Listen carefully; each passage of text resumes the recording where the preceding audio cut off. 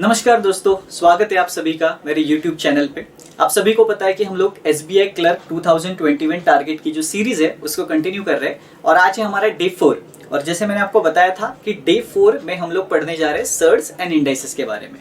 एक ऐसा टॉपिक जिस टॉपिक से स्टूडेंट जो है वो बहुत ज़्यादा डरते हैं और उनको ये जो सर्ड्स एंड इंडाइसेस जो है वो बहुत अच्छी तरीके से नहीं समझ में आता। तो इसीलिए ये वीडियो मैं बना रहा हूँ जिसके बेसिस पे हम लोग डेफिनेटली देखेंगे कि सर्ड्स एंड इंडाइसेस को कैसे आसानी से समझना है और उसके रिलेटेड जो क्वेश्चंस आपके एग्जाम्स में आते हैं वो कैसे आप जल्दी से सॉल्व कर सकते हो। अब थोड़ा सा मैं आपको पहले बता देता हूँ कि हम लोगों ने ये जो सीरीज स्टार्ट की है इसमें पहले भी बहुत सारे हमारे 2-3 वीडियोस हो चुके हैं, डे 1, डे 2 और डे 3 वाले, राइट। अब बहुत सारे स्टूडेंट जो है वो पहली बार अगर ये डे 4 का वीडियो देख रहे होंगे तो मैंने डिस्क्रिप्शन में एक प्लेलिस्ट का लिंक आपको दे के रखा है।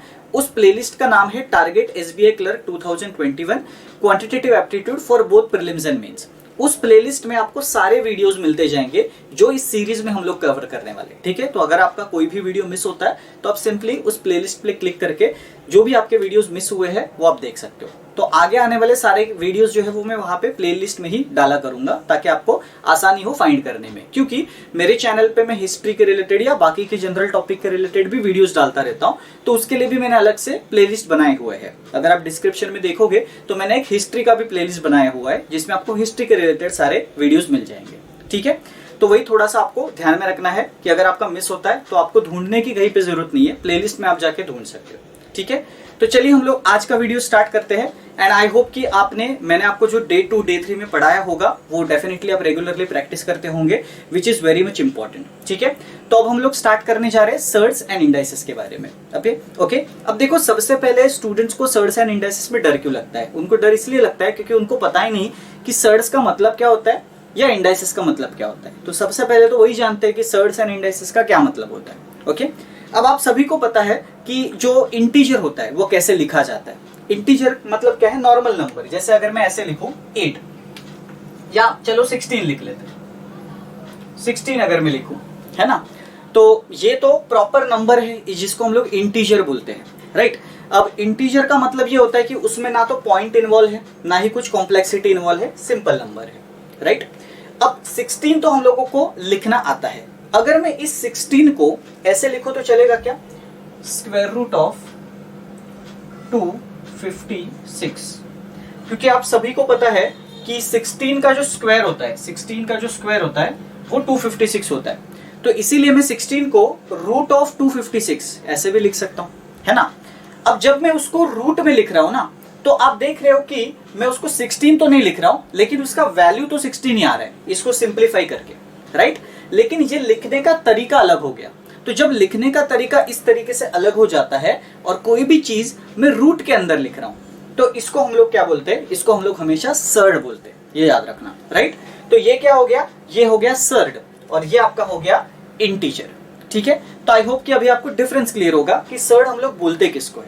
तो सबसे पहले तो आपको यही समझना है कि सर्ड मतलब होता क्या है, ठीक है। अब स्क्वायर रूट मैंने लिखा है तो इसका मतलब ये नहीं कि सिर्फ स्क्वायर रूट में लिखा हुआ नंबर ही सर्ड होगा। क्यूब रूट में भी वो हो सकता है, वो फोर्थ रूट में भी हो सकता है, वो n नंबर ऑफ रूट तक हो सकता है, कितना भी हो सकता है, उसी को हम लोग सर्ड ही बोलेंगे। और जरूरी नहीं कि वो परफेक्ट स्क्वायर ही होना चाहिए या परफेक्ट क्यूब ही होना चाहिए, वो बाकी कोई भी नंबर हो सकता है। इसके बारे में हम लोग आगे बात करेंगे डिटेल में, ठीक है। फिलहाल अभी आपको याद रखना है कि सर्ड बोलते किसको है। तो रूट में मैं कुछ भी लिखूंगा तो उसको सर्ड बोला जाएगा, राइट। तो this is basically the surd, okay.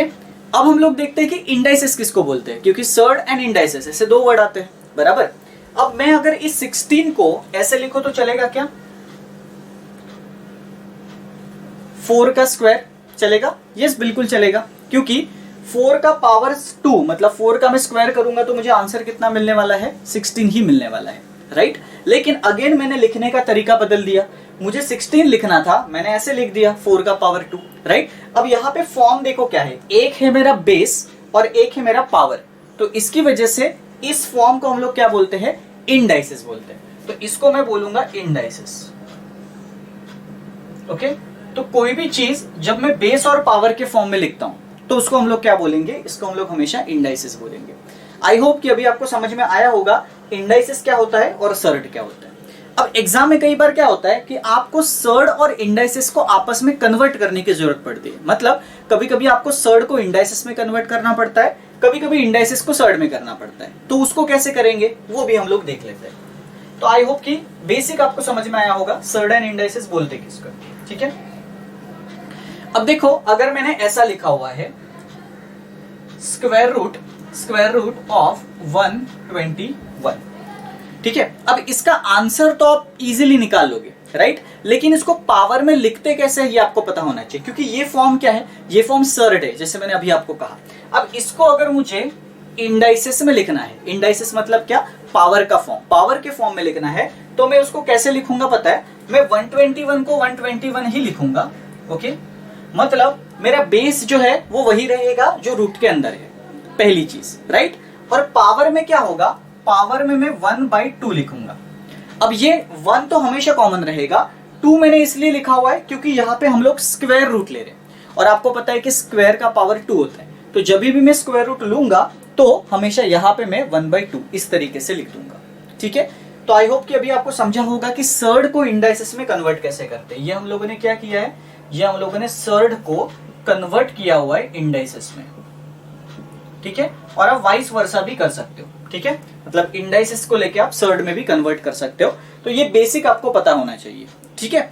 अब यहाँ पे स्क्वायर रूट के जगह पे कुछ भी हो सकता है, क्यूब रूट भी हो सकता है, 3 हो सकता है, 4 हो सकता है। तो उसके अकॉर्डिंगली आपको यहाँ पे चेंजेस करने हैं। यहाँ पे मैंने 1/2 लिखा हुआ है, तो यहाँ पे अगर 3 होगा तो मैं यहाँ पे 3 लिख दूंगा इस तरीके से, ठीक है। तो आई होप कि अभी एटलीस्ट आपको रिप्रेजेंट करना आ जाएगा कि भाई क्यूब लिखा है यहाँ पे, क्यूब रूट, तो यहाँ पे भी मैं 1/3 लिख दूंगा। तो ये छोटी सी बात आपको याद रखनी है, सर्ड को इंडाइसिस में कन्वर्ट कैसे किया जाता है, ठीक है।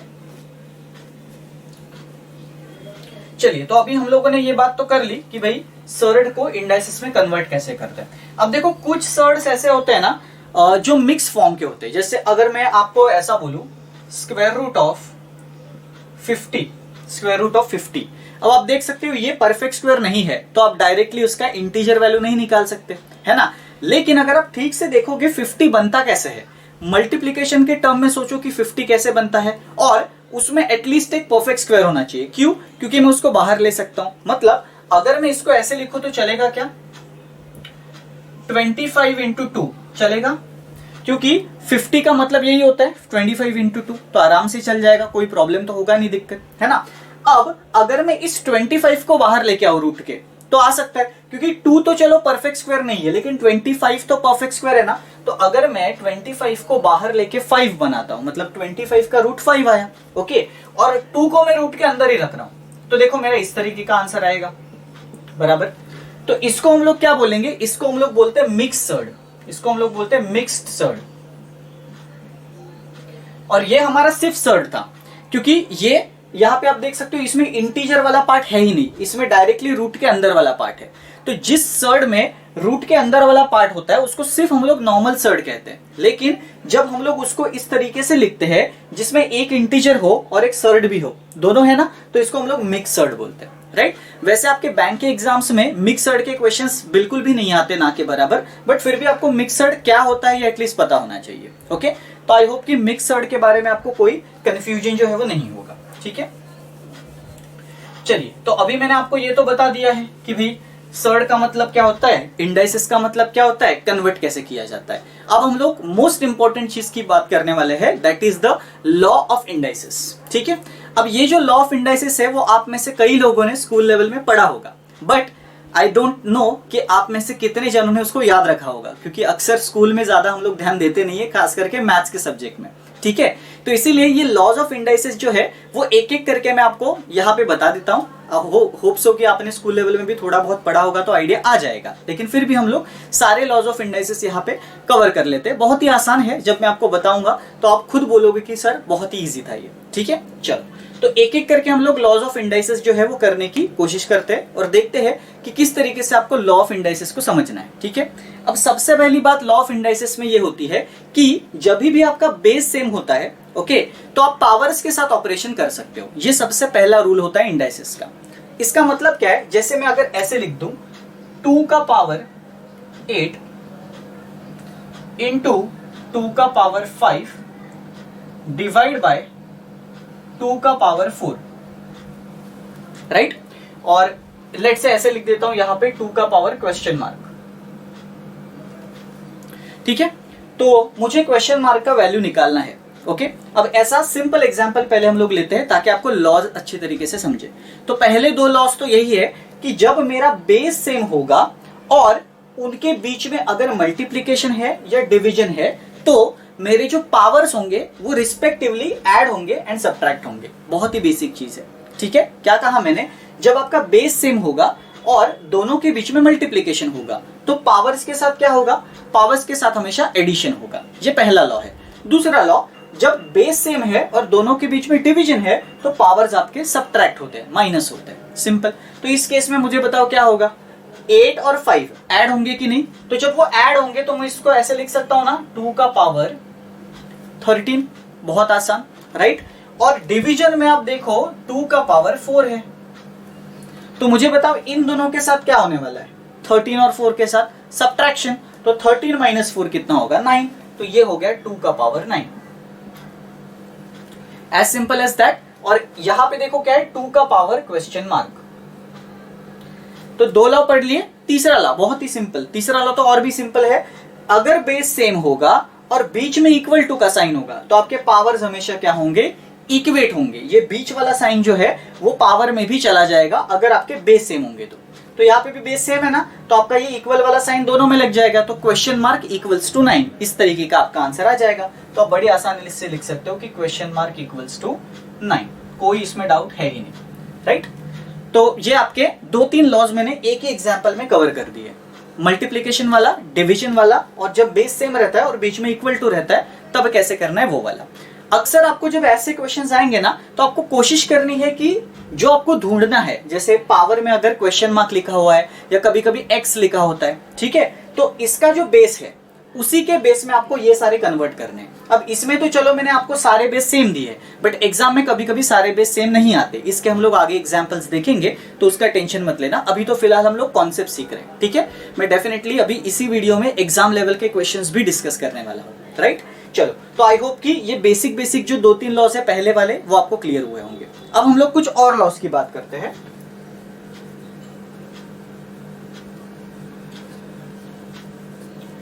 अब देखो कभी कभी है ना एग्जाम में आपको पावर का पावर ऐसा लिखा हुआ मिलता है। जैसे अगर मैं ऐसे लिखूं 5 का पावर 2 का पावर 3 का पावर 8 इक्वल्स टू 5 का पावर क्वेश्चन मार्क, ऐसे अगर लिखूं, राइट, तो क्या आंसर आएगा। तो हमेशा आपको ये लॉ याद रखना है कि जब भी मैं पावर के पावर के पावर ऐसे लिखते जाता हूं तो सारे पावर्स आपस में हमेशा मल्टीप्लाई होते हैं, ठीक है। बेस आपका सेम रहता है तो बेस यहाँ पे भी मेरा 5 ही रहेगा, और यहाँ पे आप देख सकते हैं 2 इंटू 3 विच इज 6, 6 इंटू 8 48। तो ये 5 का पावर 48 हो गया, ये 5 का पावर क्वेश्चन मार्क हो गया। और अगर यही सिचुएशन आ गई कि बेस सेम है, बीच में इक्वल का साइन है, तो वो इक्वल का साइन ऊपर भी लग जाएगा, तो क्वेश्चन मार्क इक्वल्स टू 48 आ जाएगा। बहुत ही आसान है ना। तो ये भी लॉ आपको याद रखना है कि जब पावर का पावर ऐसा लिखा होता है तो अल्टीमेटली आपका क्या हो जाता है, मल्टीप्लीकेशन हो जाता है उन पावर्स में, ठीक है। चलिए, तो आई होप कि ये लॉ भी समझा होगा, बहुत ही आसान है, ठीक है। अब ये लॉज हम लोग क्यों पढ़ रहे हैं, क्योंकि इन्हीं लॉज को हम लोगों को यूज करना है क्वेश्चन सॉल्विंग में। तो जब तक आपको ये लॉज पता नहीं होंगे तब तक आपको क्वेश्चन सॉल्व करने में थोड़ी सी मुसीबत आ सकती है, इसीलिए सबसे पहले हम लोग लॉज सीख के ले रहे हैं, राइट। अब एक लॉ और एक आपको बताता हूं। जैसे अगर मैं ऐसे लिखता हूं 5/4 द होल स्क्वायर, ये आई थिंक सभी को पता होगा, कॉमन सेंस है, ओके। अगर मैं इस पूरे ब्रैकेट का स्क्वायर लिख रहा हूं और उसमें आप देख सकते हो फ्रैक्शंस है, एक न्यूमरेटर है एक डिनोमिनेटर है, तो इसको हम लोग हमेशा ऐसे स्प्लिट कर सकते हैं। ये जो पावर है वो हमेशा दोनों में चला जाता है, ठीक है। ये तो ऑब्वियस सी बात है ना, क्योंकि दोनों है इसमें, न्यूमरेटर डिनोमिनेटर, तो जो आपका पावर होगा वो दोनों में जाएगा, दोनों में इक्वली डिस्ट्रीब्यूट होगा, ओके। और ये आपका डिवीजन के लिए भी एप्लीकेबल होता है और मल्टीप्लीकेशन के लिए भी एप्लीकेबल होता है। जैसे अगर मैं ऐसे लिखूं 4 इंटू 8 का क्यूब, है ना, तो इसको मैं ऐसे भी लिख सकता हूं 4 का क्यूब इंटू 8 का क्यूब, ठीक है। तो आई होप कि आपको जो लॉ है वो समझ में आया होगा कि स्प्लिट किस तरीके से होता है, और ये जो पावर है वो दोनों को चला जाता है, चाहे बीच में डिवीजन हो चाहे बीच में मल्टीप्लिकेशन हो, ठीक है। तो ये बहुत ही बेसिक लॉ है, ये भी आप याद रख सकते हो। अब आगे एक तो मैं बताने जा रहा हूं आपको नेगेटिव पावर वाली चीज, और एक बताने जा रहा हूं जब किसी भी बेस का पावर 0 रहता है। वो तो आप सभी को पता होगा कि मैं कितना भी बेस लिखूं, लेट्स से 98 लिखूं और उसका पावर 0 लिखूं, तो इसका हमेशा वैल्यू कितना आएगा, 1। ये तो मुझे किसी मतलब आपको अलग से बताने की जरूरत नहीं, ये तो बहुत ही कॉमन सी चीज है कि कोई भी कांस्टेंट का पावर अगर 0 दिया हुआ है तो उसका हमेशा वैल्यू 1 आता है। ये बात पहले तो आपको याद रखनी है, ठीक है। अब मैं आपको नेगेटिव पावर की चीज बताता हूं, क्योंकि कभी कभी क्या होता है जब नेगेटिव पावर आता है तो स्टूडेंट्स कभी कभी डर जाते हैं कि नेगेटिव पावर को करना क्या होगा हम लोगों को, क्योंकि अभी तक मैंने आपको जितने भी पावर्स दिए सारे के सारे पॉजिटिव में पावर्स थे। तो अगर नेगेटिव पावर आया तो क्या करना है, तो हम लोग देखते हैं, बहुत सिंपल है। ओके, जब नेगेटिव पावर आएगा तो हम लोगों को उस पावर को पॉजिटिव में कन्वर्ट करना पड़ेगा। जैसे अगर मैं ऐसे लिखता हूं 9 का पावर -2, और इसका मुझे वैल्यू चाहिए, इसका मुझे वैल्यू चाहिए कि कितना आएगा। अब देखो 9 का पावर 2 पॉजिटिव अगर होता तो मैं डायरेक्टली बता देता कि भाई मेरा वैल्यू 81 है, 9 का स्क्वायर, है ना। लेकिन -2 है तो थोड़ा सा आपको ध्यान रखना होगा कि -2 को पॉजिटिव में कैसे करें। तो हमेशा एक सिंपल रूल याद रखना, जब भी आपको किसी भी पावर को नेगेटिव से पॉजिटिव में कन्वर्ट करना होता है तो आपको हमेशा आपके बेस का रेसिप्रोकल लेना होता है। रेसिप्रोकल मतलब उल्टा। जैसे 9 है तो आपको लेना है 1/9, है ना, क्योंकि 9 के डिनोमिनेटर में बाय डिफॉल्टली 1 रहेगा, बराबर। तो इसीलिए वो उल्टा होके 1/9 हो जाएगा। और जब ये उल्टा कर लोगे आप, तब आप आपके पावर को नेगेटिव से पॉजिटिव लिख सकते हो। तब तक नहीं लिख सकते, जब तक आप उल्टा नहीं करते तब तक नहीं लिख सकते। तो बस यहाँ पे आप देख सकते हो 1 का स्क्वायर तो 1 ही होगा, और 9 का स्क्वायर कितना हो जाएगा, 81। तो आपका सही आंसर क्या होगा, आपका सही आंसर ये होगा 1/81, राइट।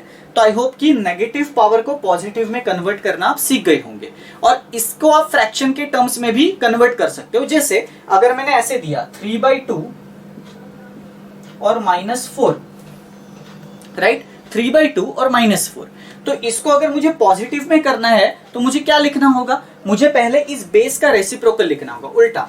तो ये जो 3/2 है उसको मैं क्या लिखूंगा, उसको मैं लिखूंगा 2/3, और मेरा जो पावर है वो हो जाएगा पॉजिटिव में कन्वर्ट। आसान।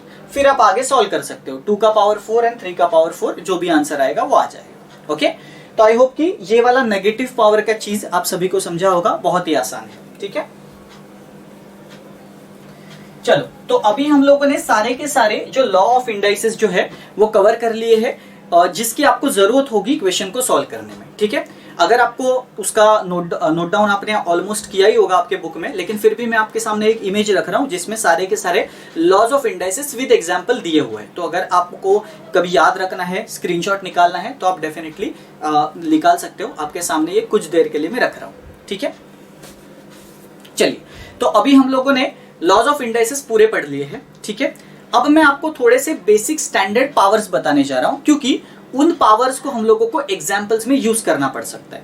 जैसे अभी मैं आपको आपके सामने जो पावर्स है वो रख रहा हूं, powers of 2, then powers of 3 भी है, ओके। उसके बाद 2 से लेके 8 तक, 2 से लेके 9 तक आपके पास में पावर्स रखने वाला हूं, ठीक है।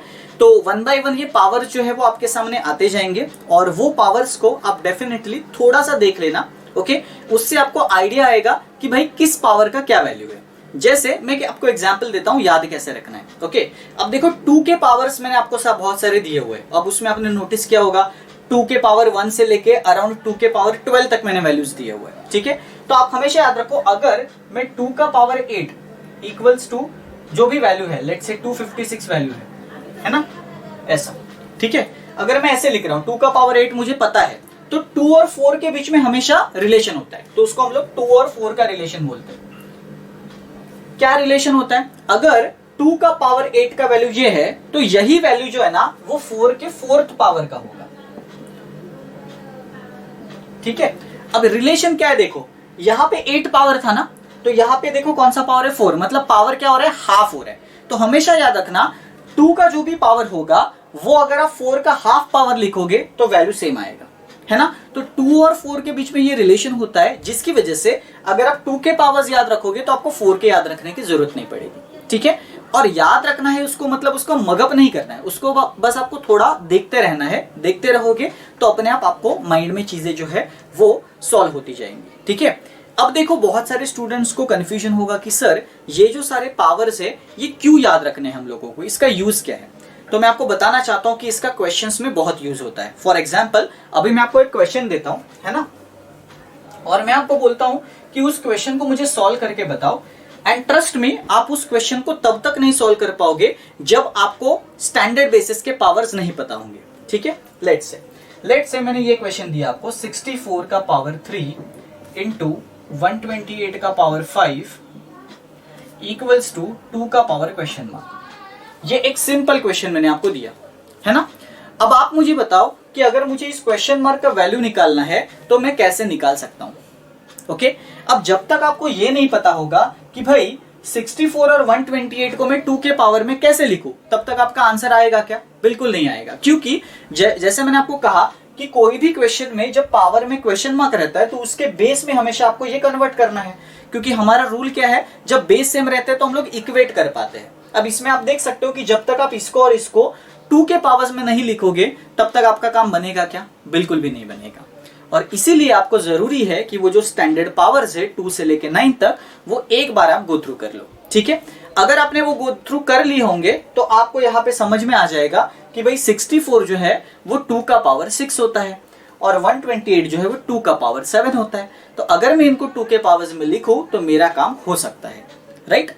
अब देखो, जो मैं आपको बताने जा रहा हूं स्टैंडर्ड बेसिस और पावर्स, वो ऑलरेडी मैंने उसका जो पीडीएफ है, नोट्स का पीडीएफ, वो डिस्क्रिप्शन में देके रखा है, और डिस्क्रिप्शन में कुछ आपके लिए प्रैक्टिस क्वेश्चंस भी है ना। तो आप ये टेंशन मत लेना कि हम लोग क्वेश्चंस की प्रैक्टिस कहां से करेंगे वगैरह। ओके, वो मैं आपको डेफिनेटली बता दूंगा। ओके, और डिस्क्रिप्शन में उसका लिंक आपको मिल जाएगा, जिसमें लॉ ऑफ इंडाइसेस का जो फोटो मैंने अभी आपको बताया वो भी रहेगा, और कुछ स्टैंडर्ड बेसिस के जो पावर्स है, जो मैंने आपको इनिशियली 2 और 3 के ही दिखाए, वो बाकी के आगे के भी सारे पावर्स उसमें मिल जाएंगे जो आपको याद रखने हैं। ठीक है, अब देखो इसको कैसे सॉल्व करेंगे। मैंने आपको बताया 2 का पावर 6 है ना, और ये तो 3 ही था, और फिर 2 का पावर 7, और ये तो 5 ही था, और 2 का पावर क्वेश्चन मार्क। तो आप देख सकते हो कि 6 और 3 तो मल्टीप्लाई होगा, 18 बनाएगा, और 7 और 5 भी मल्टीप्लाई होगा, 35 बनाएगा, और इन दो पावर्स के बीच में तो एडिशन होगा, है ना। तो 35 और 18 कितना होता है? 53। That's it. तो आपका फाइनल आंसर कितना आना चाहिए क्वेश्चन मार्क के जगह पे? 53। ठीक है, तो उम्मीद करता हूं कि आपको ये अभी समझ में आया होगा कि जब हम लोग स्टैंडर्ड बेसिस एंड पावर्स याद रखते हैं तो हमारा काम कितना आसान हो जाता है। अब बहुत सारे स्टूडेंट्स बोलेंगे कि सर ये 64 को हम लोग 4 के पावर में भी तो लिख सकते थे ना, बट आप खुद सोचो कि अगर मैं इसको 4 के पावर में लिखूं तो मैं इसका क्या करूंगा? 128 तो नहीं लिख सकता मैं 4 के पावर में, तो फिर प्रॉब्लम हो जाएगा, राइट। तो इसीलिए आपको याद रखना है ये जो बेस है इसी बेस में सबको कन्वर्ट करना है ताकि आपका ज्यादा फायदा हो। ओके, चलो, तो आई होप कि ये एग्जाम्पल सभी को समझा होगा।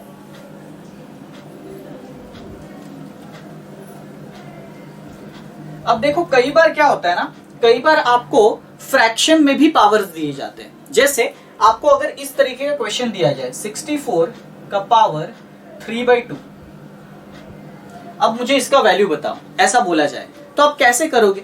क्योंकि आपको जो इंटीजर में पावर्स है, अगर 64 का 1/2 देते तो मुझे पता चल जाता कि 1/2 का मतलब तो स्क्वायर रूट होता है, तो मैं स्क्वायर रूट लेके बता देता कि वैल्यू ये है। लेकिन अगर मैंने आपको ऐसे दिया हुआ है 64 का पावर 3/2, तो बताओ कैसे करोगे? क्योंकि इसमें 1/2 छुपा हुआ है, बट आपको वो ढूंढना है, राइट। कैसे छुपा हुआ है? देखो, यहाँ पे अगर मैं इसको ऐसे लिखूंगा 64 का पावर 1/2 और फिर उसका पावर 3, तो चलेगा क्या? क्योंकि वैसे भी ये जो दो पावर्स है वो आपस में क्या होते हैं? मल्टीप्लाई ही होते हैं, है ना। तो मैं उसको ऐसे लिख सकता हूं। अब मैंने उसको ऐसे क्यों लिखा? क्योंकि मुझे 64 का 1/2 पता है कैसे लेना है ना, क्योंकि 1/2 का मतलब स्क्वायर रूट होता है, बराबर। अब 1/2 का स्क्वायर रूट लूंगा तो 8 आएगा, और 8 का फिर मैं क्यूब ले लूंगा तो मेरा आंसर कितना आएगा? 5/2। या तो आप ऐसे कर सकते हो, ये वन वे है करने का। दूसरा वे भी बताता हूं जो और भी आसान है। दूसरा वे ये है कि आप ये जो है इसको ध्यान में रखो और 64 को ऐसे लिखो कि वो 2 के उसको पावर के 2 में लिखो, है ना। मतलब क्या है? अब देखो 3/2 है ना। अब 64 को मैं अगर ऐसे लिखता हूं 8 का स्क्वायर, तो हमेशा पावर 2 यहां पे रहेगा ना, तो ये दोनों जब मल्टीप्लाई होंगे तो ये 2 और 2 कट होगा डेफिनेटली, बराबर। तो इसीलिए 2 और 2 कट होंगे तो मेरा फायदा होगा तो 8 का क्यूब रहेगा डायरेक्टली, जो कि 8 का क्यूब हम लोग यहाँ पे भी लिख रहे हैं, तो अल्टीमेटली यही चीज बनेगी फिर से, राइट। तो आप या तो ऐसे कर सकते हो या तो ऐसे कर सकते हो। अब आप देख सकते हो ये करना ज्यादा इजी है, क्योंकि आपको सिर्फ 64 को उसको 2 के पावर में लिखना हुआ है ना, मतलब यहाँ पे पावर 2 होना चाहिए, बस बेस तो कुछ भी हो सकता है लेकिन पावर 2 होना चाहिए। ओके, तो इस तरीके से आप सोचोगे तो ये जो फ्रैक्शन वाले क्वेश्चंस है वो आप आराम से कर लो। ठीक है, अब इसमें कई बार क्या होता है, आपको पॉइंट भी दिया जाता है कंफ्यूज करने के लिए। जैसे अगर मुझे ऐसा दिया है,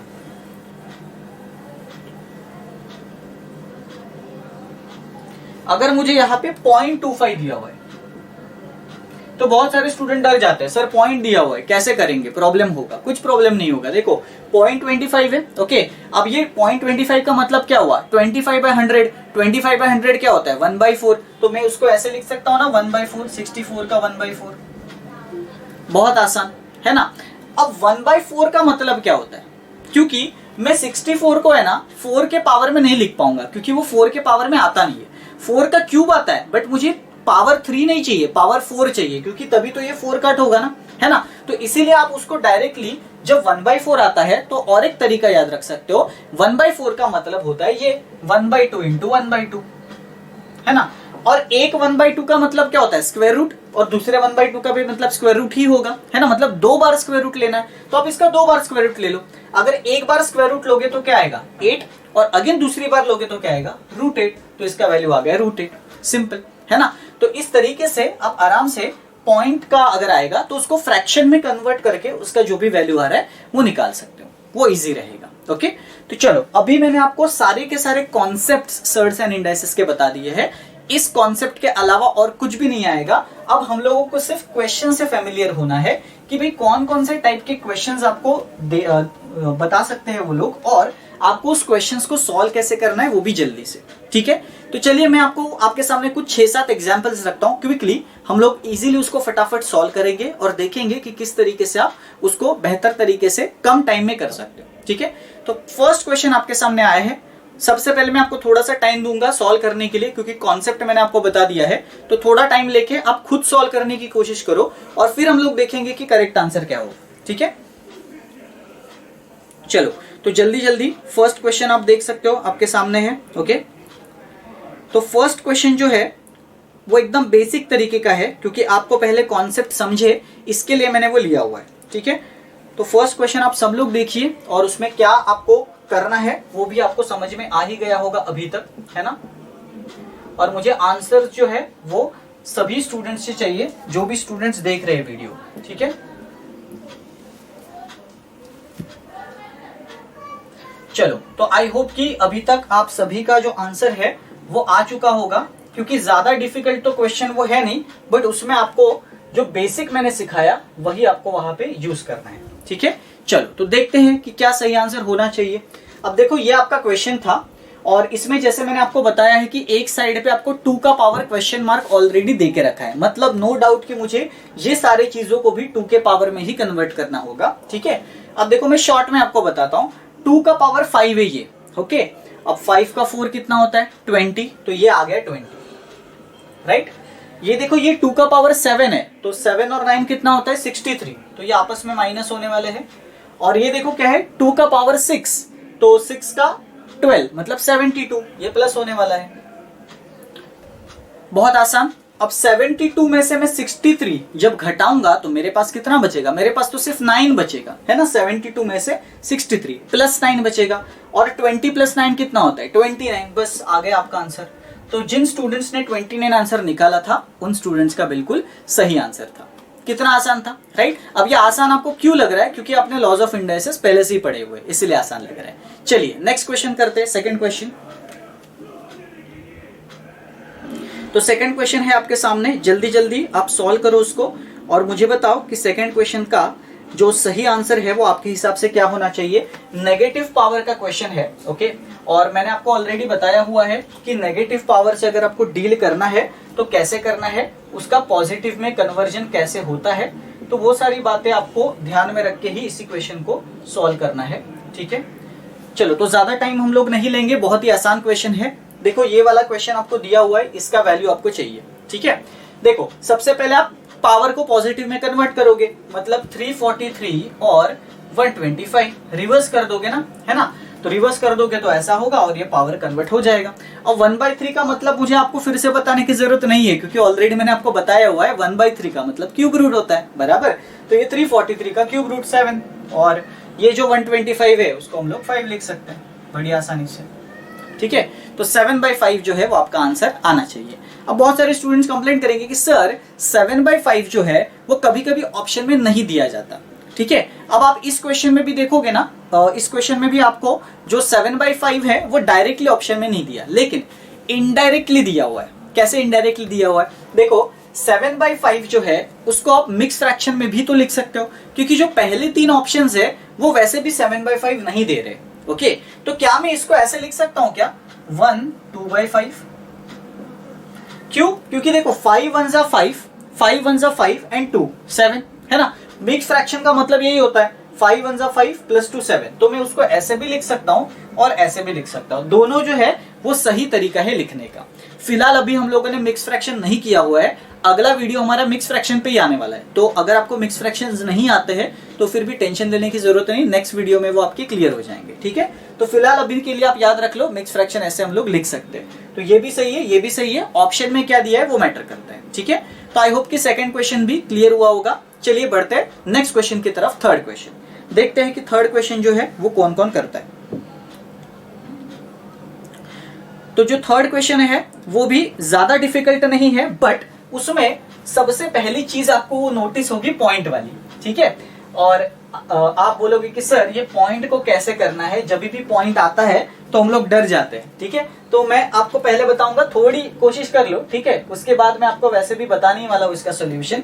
पॉइंट वाले जो क्वेश्चंस होते हैं ना वो आसान होते हैं, ज्यादा डिफिकल्ट नहीं होते, बट उसमें 2-3 फंडामेंटल बातें जो है वो आपको याद रखनी पड़ती है। वो अगर आप याद रखोगे ना तो आपको पॉइंट के कोई भी क्वेश्चन जो है वो सॉल्व हो जाएंगे, ज्यादा डिफिकल्ट आपको वो क्वेश्चंस नहीं लगेंगे, ठीक है। तो थोड़ी सी कोशिश कर लेना, ठीक है। उसके बाद फिर हम लोग स्टार्ट करते हैं कि किस तरीके से आपको ये पॉइंट वाले क्वेश्चन से डील करना है। चलिए, तो आई होप कि अभी आप सभी ने थोड़ी बहुत कोशिश की होगी, लेकिन आई डोंट थिंक सो कि ज्यादा स्टूडेंट्स को आया होगा, ठीक है। अब देखते हैं कि देखो पॉइंट 49 जो है, ओके, पॉइंट 343 जो है, पॉइंट 2401 है, ये हमारे मेन प्रॉब्लम्स है, प्रॉब्लम ये लोग क्रिएट कर रहे हैं, राइट। अब यहाँ पे हमेशा याद रखना, पॉइंट्स से जब आप डील करते हो तो जब भी यहाँ पे 2 पॉइंट्स लिखे, सबसे पहले तो ये 0 को भूल जाओ और पॉइंट को भी भूल जाओ। सबसे पहली बात तो ये देखो कि कितना पहले प्लेसेस पॉइंट लगा हुआ है, ओके। मेन नंबर मेरा क्या है 49, ठीक है, और उसके पहले कितने पॉइंट्स लगे हुए, 2, बराबर। अब यहाँ पे मैटर ये करता है कि मैं 49 को कौन से पावर में लिखना चाहता हूं। अब जाहिर सी बात है यहाँ पे जो चीज होगी, क्योंकि यहाँ पे आप देख सकते हो पावर में x+3 है, मतलब मुझे इसकी वैल्यू निकालनी है। तो जिसकी वैल्यू निकालनी है उसी के टर्म में मुझे बेस को भी कन्वर्ट करना है। अब सबसे पहले मैं देखूंगा कि भाई बेस क्या है। अब यहाँ पे आप देख सकते हो बेस जो है ना वो 70 डिवाइड बाय 100 लिखा हुआ है, कंफ्यूज नहीं होना है। 70 डिवाइड बाय 100 मतलब 0.7 होता है, एज सिंपल एज दैट, है ना। और 0.7 का पावर x+3 लिखा हुआ है उन्होंने, मतलब मुझे ये जो सारी चीजें हैं वो भी 0.7 के ही पावर में लिखनी है। इतनी चीज तो मुझे क्लियर है, बराबर। अब आप एक चीज देखो, मुझे पता है 49 जो है वो 7 का स्क्वायर है, तो मैं उसको 7 का स्क्वायर पहले लिख देता हूं। लेकिन मुझे ये भी पता है कि वो सिर्फ 49 नहीं था, उसके पीछे पॉइंट भी लगा हुआ था और 2 प्लेसेस पॉइंट लगे हुए थे। तो हमेशा याद रखना, जब भी मैं पावर 2 लिखता हूं तो हर 2 पॉइंट के लिए 1 पॉइंट कॉम्प्रोमाइज होता है। मतलब यहां पे 2 पहले प्लेसेस पॉइंट था तो यहां पे मैं 1 ही पॉइंट डालूंगा। यहां पे 2 पॉइंट थे, यहां पे मैं 1 ही पॉइंट डालूंगा। 2 प्लेसेस के पहले पॉइंट थे, यहां पे मैं 1 ही प्लेसेस के पहले पॉइंट डालूंगा। क्यों मैंने ऐसा किया? क्योंकि मैंने पावर 2 लिखा हुआ है, तो पावर के ऊपर डिपेंडेंट है कि मैं पॉइंट कितने इसके बाद लगाऊंगा, ठीक है। और ये भी मैटर करेगा कि यहाँ पे कितने प्लेसेस है। अगर पावर में 2 लिख रहा हूं और 2 ही प्लेसेस है तो 2 प्लेसेस का मिलके 1 पॉइंट लगेगा। अगर पावर 3 होगा और यहाँ पे 3 प्लेसेस है तो मेरा अगेन 1 ही पॉइंट लगेगा, क्योंकि जब मैं क्यूब लेता हूं, 3 प्लेसेस लेता हूं तो 3 प्लेसेस के बदले में 1 ही पॉइंट आता है। 4 पावर लेता हूं तो 4 प्लेसेस के बदले में 1 ही पॉइंट आएगा, है ना। अब अगर मैं ऐसे लिखता 0.0049, राइट, तो मेरा आंसर क्या आता? क्योंकि यहां पे आप देख सकते हो, अब यहां पे आगे तो 49 है बट यहां पे 1 2 3 और 4 प्लेसेस है ना। और मैंने रूल क्या बोला कि अगर मुझे इसको 2 के पावर में लिखना है तो दो प्लेसेस के बाद एक पॉइंट कॉम्प्रोमाइज होता है। तो ये दो प्लेसेस टोटल कितने प्लेसेस हो गए 4। तो कितने पॉइंट कॉम्प्रोमाइज होंगे 2 पॉइंट कॉम्प्रोमाइज होंगे और मेरा आंसर 0.07 आता। किस केस में, इस केस में। आई होप कि अभी आपको लॉजिक समझा होगा, ठीक है। जितने भी प्लेसेस जो है वो मैं शिफ्ट करूंगा उसके लिए 1 पॉइंट होगा और वो पावर के ऊपर ही डिपेंडेंट होगा। अगर मैं इसको 7 का स्क्वायर लिख रहा हूं, स्क्वायर में लिख रहा हूं तो 2 प्लेसेस के लिए 1 पॉइंट कॉम्प्रोमाइज होगा। अगर मैं क्यूब में लिख रहा हूं तो 3 प्लेसेस के लिए 1 पॉइंट कॉम्प्रोमाइज होगा, ठीक है। तो चलिए आई होप कि ये तो समझा ही होगा। 0.7 का स्क्वायर आएगा ये, है ना, क्योंकि हमारा यहाँ पे 0.0049 नहीं है क्वेश्चन में, 0.49, ठीक है। तो ये हो गया आपका वो। आगे बढ़ते हैं। आगे देखो क्या है, 0.343 है। अब मुझे बताओ 343 को आप 2 के पावर में लिखोगे कि 3 के पावर में लिखोगे। ऑब्वियस सी चीज है, आप उसको 3 के पावर में लिखोगे क्योंकि वो किसी का स्क्वायर तो होता नहीं है, वो 7 का क्यूब होता है। तो मैं उसको 3 के पावर में लिख रहा हूं। क्लियर। अब मैंने आपको क्या कहा था, अगर मैंने पावर 3 लिखा हुआ है तो 3 प्लेसेस के लिए 1 पॉइंट कॉम्प्रोमाइज होगा। अब यहाँ पे कितने प्लेसेस है 3, तो कितना पॉइंट कॉम्प्रोमाइज होगा 1। तो यहाँ पे आ गया अगेन 0.7। आई होप क्लियर, बहुत आसान। अब यहाँ पे बताओ, यहाँ पे तो आप आसानी से सब लोग बता सकते हो और इसके लिए आपको वो पावर वाला टेबल देखना होगा जो मैंने आपको बताया हुआ है। ये डिस्क्रिप्शन में आपको वो पीडीएफ मिल जाएगा, पीडीएफ डाउनलोड करके 7 का पावर चेक करना, ठीक है। ये 2401 जो है ना वो 7 का 4th पावर है, बराबर। और अगर मैं इसको 7 का 4 पावर लिख रहा हूं तो प्लेसेस देखो कितने हैं, 4 प्लेसेस है। तो 4 प्लेसेस के लिए कितने पॉइंट कॉम्प्रोमाइज होंगे, 1 ही होगा, क्योंकि पावर 4 है ना, तो 4 प्लेसेस के लिए 1 ही होगा। अगर पावर 2 होता तो 2 कर लेता मैं, है ना, तो यहाँ पे भी 1 ही होगा, बराबर। और ये है डिवीजन बीच में। तो आई होप कि अभी आपको ये जो मैंने लिखा हुआ है, ये क्या लिखा हुआ है, ये समझ में आया होगा, ठीक है। अब देखो आगे कुछ करना नहीं है, आगे अपना जो बेसिक रूल है वो आएगा इंडाइसेस का, क्योंकि यहाँ पे बेस सेम है सारे, यहाँ पे भी बेस सेम है, तो डायरेक्टली आप इक्वेट कर सकते हो। तो पहले इनके ऑपरेशंस कर लो पावर के। देखो 2 + 3 है, 2 + 3 कितना होता है 5, 5 - 4 कितना होता है 1, तो आ गया 1, है ना। तो एक तरफ तो आपका 0.7 का सिर्फ 1 ही बचा, है ना, तो 0.7 के पावर में सिर्फ 1 ही बचा आपका। तो ये हो गया आपका 0.7 के पावर में 1 इक्वल्स टू 0.7 के पावर में x + 3। आई होप कि सभी को समझा होगा कैसे क्या क्या किया, राइट। अब सिंपल सी बात है यहाँ पे, हाँ, हम लोगों ने एक बात और यहाँ पे कंसीडर नहीं की जो आपको कंसीडर करनी है, ठीक है, क्योंकि पॉइंट के 7 का स्क्वायर तो हम लोगों ने ले लिया था, बट उसमें जो ये ओरिजिनल पावर्स है वो हम लोग लेना भूल गए, ठीक है, वो नहीं भूलना है, ठीक है। पॉइंट का 7 का स्क्वायर, तो ये आ गया ना, ये भी बचा था, राइट, 4। तो अभी मैं डायरेक्टली लिखता हूं तो आपको इजीली समझ में आ जाएगा, ठीक है। तो 4 × 2 कितना होगा 8, ठीक है, तो 0.7 का 8। चलो अब आगे देखो, 0.7 का 3 लिखा था ना, 3 का 4 भी है, तो 3 का 4 कितना हुआ 12, तो ये हो गया 12। और डिवीजन देखो 0.7 का पावर 4 था ना, तो 4 का 4 × 4 16, तो 16 हो गया। तो आई होप कि अभी समझा होगा। मल्टीप्लीकेशन करना भूलना नहीं है, ये कभी कभी आपको कंफ्यूज कर सकता है, ठीक है। चलो तो 8 और 12 कितना हो गया 20, 20 - 16 कितना हो गया 4, तो 4 आ गया ना। और यहाँ पे देखो x + 3 है, तो ऐसा होगा ना 4 = x + 3। तो बताओ x का वैल्यू कितना होगा, x का वैल्यू 1 होगा। बहुत आसानी से आप बता सकते हो, राइट। तो इसीलिए ये जो ओरिजिनल पावर्स है उसको तो आपको कुछ करना नहीं था, मेन आपको इसको करना था। इसको कर लोगे तो अपने आप आपका जो आंसर है वो सही आएगा, कोई डिफिकल्टी नहीं आएगी, ठीक है। तो आई होप कि ये जो क्वेश्चन है वो भी क्लियर हुआ होगा आपको। चलिए नेक्स्ट क्वेश्चन करते हैं। नेक्स्ट क्वेश्चन आप सभी लोग अच्छी तरीके से पढ़ना और मुझे बताना कि नेक्स्ट क्वेश्चन का जो आंसर है वो क्या होना चाहिए आपके हिसाब से। और नेक्स्ट क्वेश्चन भी ज्यादा डिफिकल्ट नहीं है, जो बेसिक चीजें हैं वही मैंने आपको बताई हुई है, ठीक है। चलो तो 4th वाला जो क्वेश्चन है वो देखते हैं हम लोग, और उसका आंसर कैसे निकल सकता है वो भी देखते हैं। बहुत सारे स्टूडेंट्स ऐसे क्वेश्चंस में कंफ्यूज हो जाते हैं, तो मैं थोड़ा सा टाइम आपको दे रहा हूँ खुद सॉल्व करने के लिए। आप कोशिश करो उसको सॉल्व करने की, आपको आ जाएगा। उतना भी डिफिकल्ट नहीं है वो जितना आपको लग रहा है, बस आपको चीजों को थोड़ा सा यहाँ पे सिंप्लीफाई करना है ना। सिंप्लीफाई करना सीख जाओगे तो आपको कोई भी डिफिकल्टी आएगी नहीं किसी भी क्वेश्चन में। इवन वो सर्ट्स एंड इंडाइसेस का भी क्वेश्चन अगर होगा तो फिर भी आप उसको सॉल्व करना सीख जाओगे, ठीक है। तो जल्दी जल्दी मुझे आंसर जो है वो आप लोग बताइए कि क्या आंसर हो सकता है इसका। ठीक है, चलो तो देखते हैं कि क्या सही आंसर इसका होगा, किस तरीके से उसको सॉल्व करेंगे। राइट, अब देखो सबसे पहली बात तो ये जो ब्रैकेट में चीज है ये मुझे पसंद नहीं आ रही, पॉइंट में लिखी हुई है। राइट, पॉइंट में हमेशा कंफ्यूजन होता है हम लोगों को, तो इसीलिए हम लोग कोशिश करेंगे कि ये जो ब्रैकेट में चीज लिखी है उसको इंटीजर में लिखे तो ज्यादा बेहतर तरीके से आ पाएगा। राइट, चलो तो 15 इंटू 0.40 कितना आएगा आंसर। देखो इसको आप 40/100 भी लिख सकते हो, 40/100 लिखोगे और उसको 2/5 लिखोगे तो ज्यादा इजी होगा, 6 आ जाएगा आंसर, है ना। तो आप इसको 6 का पावर 4 लिख दो डायरेक्ट, जो कि ज्यादा इजी होगा लिखने के लिए। ये भी आप देख सकते हो जब मैं 0 0 कट करूंगा और ये इसको कट करूंगा तो ये आसानी से 36 से कट हो जाएगा। ठीक है, तो ये हो गया आपका डिवाइड बाय 36, जिसको मैं 6 का स्क्वायर लिख सकता हूं, बिल्कुल इजी, बराबर। अब देखो 27 और 8 मतलब 216 तो 6 का क्यूब होता है और 6 का क्यूब का पावर 3 और ये 4 तो 12 हो गया ना, सिंपल। आई होप कि यहां तक तो क्लियर है। और पावर राइट हैंड साइड में देखो 6 का पावर x प्लस 5 है। अब आपको तो पता चल ही गया कि मैंने सारा का सारा 6 में कन्वर्ट क्यों किया, क्योंकि आपको पता है कि यहाँ पे भी 6 है तो यहाँ पे भी 6 आना चाहिए। ये भी आप देखो 27 का 8 गुना 216 तो 6 का क्यूब होगा, 6 का ऑलरेडी पावर 3 है और ये ऑलरेडी 4 है, 3 4 जा 12 तो ये हो गया, है ना। तो आई डोंट थिंक कि इसमें किसी को डाउट होगा। अब आगे तो आप लोग कर सकते हो, देखो 4 माइनस 2 2 होगा, 2 प्लस 12 14 होगा और 14 में से 5 माइनस कर दो, कितना आ जाएगा 9 आ जाएगा। तो डायरेक्टली आपका क्वेश्चन मार्क का या x का आंसर 9 आ जाएगा, बहुत आसान, है ना।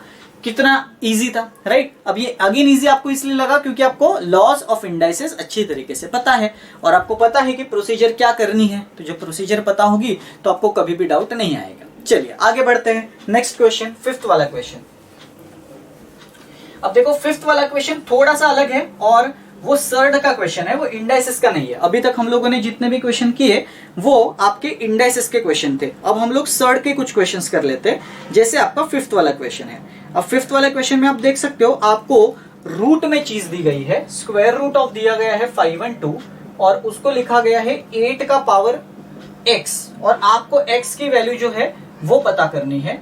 तो आप बताओ कि x की वैल्यू जो है वो आप कैसे निकाल सकते हो। ठीक है, तो चलिए देखते हैं कि x की वैल्यू कैसे निकल सकती है, क्योंकि मेन चैलेंज अभी इसमें ये है कि आप बोलोगे कि सर ये जो 5 और 2 है ये तो किसी का स्क्वायर नहीं होता, तो हम लोग कैसे करें सॉल्व, है ना। तो आपको ये याद रखना है कि चलो 5 और 2 अगर किसी का स्क्वायर रूट नहीं होता है, स्क्वायर नहीं होता है, तो आप इसको 8 के पावर में लिख नहीं सकते क्या, क्योंकि आपको यहाँ पे 8 का ही पावर चाहिए ना राइट हैंड साइड में, तो आप इसको 8 के पावर में लिख दो। और आपको पता ही है कि भाई स्क्वायर रूट जो है उसको पावर में कैसे लिखा जाता है, स्क्वायर रूट का पावर हमेशा 1/2 होता है। तो 5 और 2 को मैं ऐसे लिखता हूँ 8 का क्यूब और स्क्वायर रूट को ऐसे लिख देता हूँ 1/2, मेरा काम हो गया, क्योंकि यहाँ पे 8 का पावर x है और बेस सेम है, बेस सेम होगा तो पावर्स इक्वेट होंगे। अब पावर से को क्या है 3/2 है ना ये, तो 3/2 इक्वल्स टू x आ गया आंसर। कितना टाइम लगा, कुछ नहीं, बिल्कुल फ्यू सेकंड्स में आपका आंसर आ जाएगा। बस आपको अपना बेसिक स्ट्रॉन्ग रखना है, जो मैंने आपको कॉन्सेप्ट बताया स्टार्टिंग में बस वही कॉन्सेप्ट यहाँ पे अप्लाई हो रहे। आप देख सकते हो अभी तक जितने भी हम लोगों ने क्वेश्चंस किए, एक भी क्वेश्चन ऐसा नहीं था जिसमें हम लोगों ने कुछ out of the box concept use किया, वही कॉन्सेप्ट यूज किए जो वीडियो के स्टार्टिंग में देखे हुए थे। ठीक है, चलिए आगे बढ़ते हैं, सिक्स्थ क्वेश्चन देखते हैं सिक्स्थ क्वेश्चन में क्या है और सिक्स्थ क्वेश्चन को आप कैसे कर सकते हो। तो आप सब लोग पहले थोड़ी सी कोशिश कर लेना सिक्स्थ क्वेश्चन को करने की कि किस तरीके से उसका आंसर आ सकता है, और उसके बाद फिर हम लोग देखते हैं कि सिक्स्थ क्वेश्चन का सही आंसर क्या होना चाहिए। उसमें आपको लिखा गया है पूरा एक बड़ा रूट दिया हुआ है और उस बड़े रूट में लिखा गया है 11 plus square root of x ऐसा दिया गया है, और उस रूट के बाहर इक्वल टू 6 दिया है और आपको x की वैल्यू ढूंढने को कही है। ठीक है, चलिए तो देखते हैं कि इसका सही आंसर क्या होगा। अब देखो बहुत आसान है कि जब तक ये बड़ा वाला रूट में हटाऊंगा नहीं तब तक मेरा आगे सिंप्लीफिकेशन होना मुश्किल है, तो इसीलिए सबसे पहले मैं बड़ा वाला रूट हटाने की कोशिश करूंगा। अब बड़ा वाला रूट कैसे हटता है, तो आप खुद सोचो कि अगर मैं दोनों तरफ स्क्वायर कर दूं तो वो बड़ा वाला रूट हट जाएगा और इसका स्क्वायर हो जाएगा। तो बस मैं वही कर रहा हूं, मैं बड़ा वाला रूट हटा रहा हूं और 6 का स्क्वायर कर रहा हूं 36, सिंपल। अब ये जो 11 है उसको मैं पहले इधर लेके जा रहा हूं, 36 माइनस 11 कितना होगा 25, और ये हो गया स्क्वायर रूट ऑफ x। तो मुझे बस इतना बताना है कि भाई कौन से नंबर का मैं रूट लूं तो 25 आएगा, एज सिंपल एज दैट, है ना। तो आप खुद बोलो कि कौन से नंबर का रूट 25 आता है। मतलब इनडायरेक्टली वो पूछ रहे हैं कि 25 का स्क्वायर बताओ, क्योंकि यहाँ पे तो वही नंबर आएगा ना जो 25 का स्क्वायर होगा, क्योंकि उसी का तो आप रूट ले रहे हो, बराबर। तो 25 का स्क्वायर क्या होता है 625, दैट्स इट, आगे आपका आंसर है ना। तो कितना टाइम लगा इसमें भी, अगेन फ्यू सेकंड्स, राइट, क्योंकि आपको बेसिक्स पता थे। तो आई होप कि ये क्वेश्चन भी आप सभी ने कर लिया होगा, बहुत आसान सवाल था, ठीक है। आखिरी क्वेश्चन देखते हैं, एक और आखिरी एग्जाम्पल मैं आपको देता हूं और देखते हैं कि वो क्वेश्चन कौन कौन सॉल्व करता है। तो चलिए आखिरी क्वेश्चन आपके स्क्रीन पे तो आ गया है, आप बता दीजिए मुझे कि आखिरी क्वेश्चन का आंसर जो है 7th क्वेश्चन का वो क्या होगा। जो आज के लेक्चर का तो हमारा आखिरी क्वेश्चन होगा, और कुछ क्वेश्चंस तो मैं आपको प्रैक्टिस के लिए भी दूंगा, जो अभी मैं आपको बताऊंगा कि कैसे कैसे क्वेश्चंस है वो, राइट। पहले ये क्वेश्चन कर लो और मुझे बता दो कि आंसर क्या हो सकता है, ओके। अब यहाँ पे ये जो क्वेश्चन है इसमें आपको रूट तो दिया हुआ है, लेकिन याद रखना कि अगर आप इसमें फिर से ये रूट हटाने जाओगे तो यहाँ पे स्क्वायर करना पड़ेगा, थोड़ा सा कैलकुलेशन कॉम्प्लेक्स होगा। तो इसीलिए पहले क्या करो, देखो ये नंबर्स को अच्छी तरीके से देखो, 9 और 16 है ना, तो ये तो परफेक्ट स्क्वायर्स है। तो पहले देखो कि इसको जब मैं अरेंज करता हूं तो वो रूट में से बाहर आ सकते हैं क्या, है ना, क्योंकि रूट में अभी ऐसा नंबर नहीं है जो परफेक्ट स्क्वायर नहीं है, ये तो परफेक्ट स्क्वायर्स मुझे लग रहे हैं। तो देखते हैं, देखो अगर मैं 16 1 16 प्लस 9 करता हूं तो 25 वो होता है, और नीचे तो 16 ही रहेगा। हमारे बेसिक मैथ्स का रूल है ये कि डिनोमिनेटर सेम रहेगा और ये मल्टीप्लाई होकर ऐड होगा, है ना, और ये 1 + x/2 ऐसे ही रहेगा। तो चलो 1 + x/2 है तो इसको भी हम लोग ये कर देते हैं 2 + 1, 2 × 1 2 + x/2, राइट। और अगर मैं इसको बाहर लेता हूं, दोनों को, दोनों रूट में है ना, तो इसको मैं 5/4 लिखता हूं, चलेगा क्या, डेफिनेटली चलेगा, है ना। और इसको मैं ऐसे लिखता हूं 2 + x/2, और ये तो 2 से कट हो गया, है ना, 2 × 2 = 4, राइट, 2 × 2 = 4 हो गया ये। और ये 2 यहाँ पे मल्टीप्लाई हो सकता है, डेफिनेटली हो सकता है। तो यहाँ पे मल्टीप्लाई होगा तो ये दोनों को मल्टीप्लाई होगा ना, तो ऐसे बनेगा ना 5 = 4 + 2x, क्योंकि 2 का मल्टीप्लीकेशन 4 एंड 2x यहाँ पे, ओके। और ये 4 तो वहां पे जाएगा, 5 के साथ सब्ट्रैक्ट होगा तो 1 बनेगा, तो ये 5 के साथ सब्ट्रैक्ट हो गया 1 बनाएगा, इस तरीके से, राइट। तो 2x = 1 हो गया, और ये 2 यहाँ पे अगेन नीचे जाएगा। तो आप देख सकते हो आपका आंसर आपके सामने है, x = 1/2, बहुत आसान, राइट, अगेन इजी, है ना। तो आई होप कि इस तरीके के क्वेश्चंस अगर आएंगे सर्ट्स वाले तो भी आप कर लोगे, इसीलिए मैंने कुछ सर्ट्स वाले क्वेश्चन भी इंक्लूड किए, और इंडाइसिस वाले क्वेश्चन तो वैसे भी हम लोगों ने कर लिए थे, ठीक है। तो चलिए आई होप कि इस वीडियो में आपको सर्ट्स एंड इंडाइसिस बेहतर तरीके से समझा होगा, और क्वेश्चंस को देख के थोड़ा सा कॉन्फिडेंस आपको आया होगा कि किस तरीके से आप क्वेश्चंस को कर सकते हो। वो जो पॉइंट वाला क्वेश्चन मैंने बताया उसके ऊपर ज्यादा ध्यान देना, क्योंकि उसमें ज्यादातर स्टूडेंट्स कंफ्यूज होते हैं, ओके। वो मैंने बहुत अच्छी तरीके से आपको एक्सप्लेन कर दिया है। अगर आपको नहीं समझ में आ रहा होगा तो आप एक बार वीडियो को रिवाइंड करके फिर से एक बार उसको देख लेना, आपको अच्छी तरीके से समझ में आ जाएगा, ठीक है। तो मैंने ये आपको कुछ टाइप्स बताए कि ये मोस्ट इंपॉर्टेंट टाइप्स है जो आपके एग्जाम में एक्सपेक्टेड है आने के लिए, ठीक है। ये सिंप्लीफिकेशन के क्वेश्चंस में, सिंप्लीफिकेशन के पार्ट में ही आपको पूछे जाएंगे, अलग से नहीं पूछे जाएंगे, है ना। तो कोशिश करना कि जब एग्जाम में क्वेश्चंस आएंगे तो आप अच्छी तरीके से उसको सॉल्व कर लेना, ठीक है।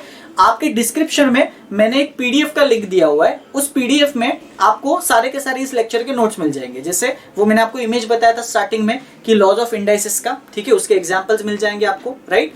दूसरा आपको वो जो स्टैंडर्ड पावर्स है, स्टैंडर्ड बेसिस पावर्स, वो भी मिल जाएंगे, ओके। और कुछ क्वेश्चंस मैंने आपको प्रैक्टिस के लिए दिए हुए हैं, करीब करीब 15 क्वेश्चंस है वो, ओके। और वो क्वेश्चंस उसी बेस के, जिस बेस के मैंने यहाँ पे आपको प्रॉब्लम्स बताए, है ना। तो वही सेम लॉजिक को यूज करके आपको वो 15 क्वेश्चंस को सॉल्व करना है, ठीक है। और अगर उसमें से किसी भी क्वेश्चन में डाउट आता है, कुछ भी डिफिकल्टी आती है, तो you can drop in the comment box जो भी आपको डिफिकल्टी आ रही है, राइट। और अगर उन 15 क्वेश्चंस में से ज्यादा क्वेश्चंस नहीं आ रहे किसी स्टूडेंट्स को, राइट, तो वो मुझे कमेंट बॉक्स में बता देना, है ना। तो अगर टाइम मिलेगा तो उसके ऊपर भी मैं एक वीडियो बनाऊंगा, वो जो प्रैक्टिस क्वेश्चंस है उसके सॉल्यूशन के ऊपर। वैसे तो जरूरत नहीं पड़ेगी मुझे लगता है, क्योंकि जितना मैंने सिखाया हुआ है वही आपको वहां पे अप्लाई करना है और आपको सारे आंसर्स आ जाएंगे, ठीक है। तो चलिए, आई होप कि ये वीडियो आपको इंटरेस्टिंग लगा होगा और आपको शेड्यूल भी पता होगा हम लोग नेक्स्ट वीडियो में क्या करने वाले हैं। आज तो हमारा डे 4 था, next video day 5, okay. Next दिन हम लोग करने वाले हैं मिक्स फ्रैक्शन एंड परसेंटेज, क्योंकि आपको पता होना चाहिए कि मिक्स फ्रैक्शन होता क्या है। कुछ क्वेश्चंस आपके एग्जाम में मिक्स फ्रैक्शन के रिलेटेड भी आते हैं, तो आपको डेफिनेटली ये ध्यान में रखना है मिक्स फ्रैक्शंस को किस तरीके से सॉल्व किया जाता है, और परसेंटेज को आप कैसे यूज कर सकते हो सिंप्लीफिकेशन में। क्योंकि एक बार हम लोगों का डे 5 का लेक्चर हो जाएगा तो डे 6 से हम लोग डायरेक्टली मेन टॉपिक्स करने वाले हैं। तो डे 5 तक ही हमारा बेसिक्स रहेगा और उसके बाद हमारे मेन टॉपिक स्टार्ट हो जाएंगे, सिंप्लीफिकेशन, नंबर सीरीज वगैरह, ओके।